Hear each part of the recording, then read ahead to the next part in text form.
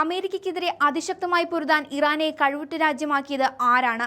Iran പരമോന്നത നേതാവ് ആയത്തുള്ള ഖമേനിയുടെ മുഖ്യ ഉപദേഷ്ടാവ് അലി ലാരിജാനിയാണ് ഇറാന്റെ തലച്ചോറായി പ്രവർത്തിക്കുന്നത്. അമേരിക്കയ്ക്കും ഇസ്രയേലിനും ഒപ്പം നിന്ന് പ്രതിരോധിക്കാനും ബുദ്ധിപൂർവമായി അമേരിക്കയെ തകർക്കാനും ലാരിജാനി വലിയ പങ്ക് വഹിച്ചിട്ടുണ്ട്. പതിറ്റാണ്ടുകളായി ഇറാനിയൻ ഭരണകൂടത്തിന്റെ ശാന്തനും പ്രായോഗികവാദിയുമായ മുഖമായിരുന്നു അലി ലാരിജാനി. 18-ാം നൂറ്റാണ്ടിലെ ജർമ്മൻ തത്വചിന്തകനായ ഇമ്മാനുവൽ കാന്തിനെ കുറിച്ച് പുസ്തകങ്ങൾ എഴുതിയ ലാരിജാനി പാശ്ചാത്യ രാജ്യങ്ങളുമായി ആണവ ചർച്ചകൾ നടത്തിയ ആളുകൂടിയാണ്. ഇറാനുമായി ഒരു ചർച്ചയുമില്ല, പോയി പണി നോക്കാൻ അമേരിക്കൻ പ്രസിഡന്റ് ഡൊണാൾഡ് ട്രംപിന്റെ മുഖത്ത് നോക്കി പറയാൻ ചങ്കൂറ്റമുണ്ടായിരുന്നു ഈ മനുഷ്യന്.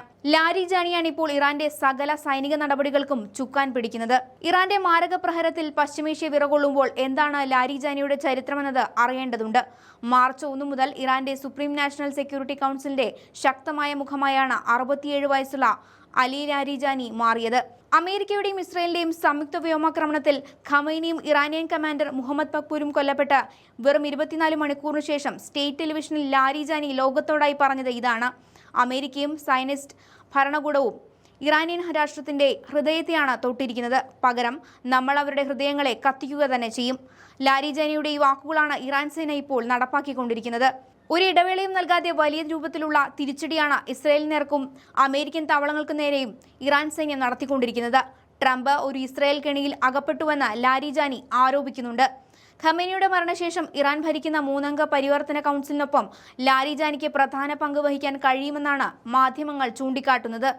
ഇസ്രയേലുമായും അമേരിക്കയുമായുമുള്ള യുദ്ധത്തിൽ ഇറാന്റെ സുരക്ഷാ തന്ത്രത്തിന് നേതൃത്വം നൽകുകയാണ് ലാരിജാനിയുടെ ചുമതല. പതിറ്റാണ്ടുകളായി ഇറാനിയൻ ഭരണകൂടത്തിന്റെ ശാന്തസ്വരൂപനായിരുന്നു ലാരിജാനി. എന്നാൽ ഖമേനിയുടെ കൊലപാതകത്തിനു ശേഷം ഈ ശാന്തത കൈവെടിഞ്ഞ് അക്രമം തുടരുകയാണ്.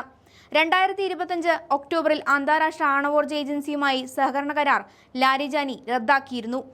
ഏജൻസിയുടെ റിപ്പോർട്ടുകൾ ഇനി ഫലപ്രദമല്ല എന്നും ലാരിജാനി പ്രഖ്യാപിച്ചു. ഇറാനിൽ ഭരണഘടന അനുസരിച്ച് നേതൃത്വ പിന്തുടർച്ച ക്രമീകരിക്കാനുള്ള പദ്ധതികൾ നിലവിലുണ്ടെന്ന് ലാരിജാനി രാഷ്ട്രത്തിന് ഉറപ്പു നൽകിയിട്ടുണ്ട്. നേതാക്കളെ കൊല്ലുന്നത് ഇറാനെ അസ്ഥിരപ്പെടുത്തുമെന്നത് അമേരിക്കയുടെ വ്യാമോഹം മാത്രമാണെന്നും അദ്ദേഹം മുന്നറിയിപ്പ് നൽകുന്നുണ്ട്. ഭാവിയെക്കുറിച്ചും രാജ്യത്തിന്റെ സ്ഥിരതയെക്കുറിച്ചും ഒരു നേതാവിന്റെ മുൻകൂട്ടിയുള്ള കാഴ്ചയാണിത്.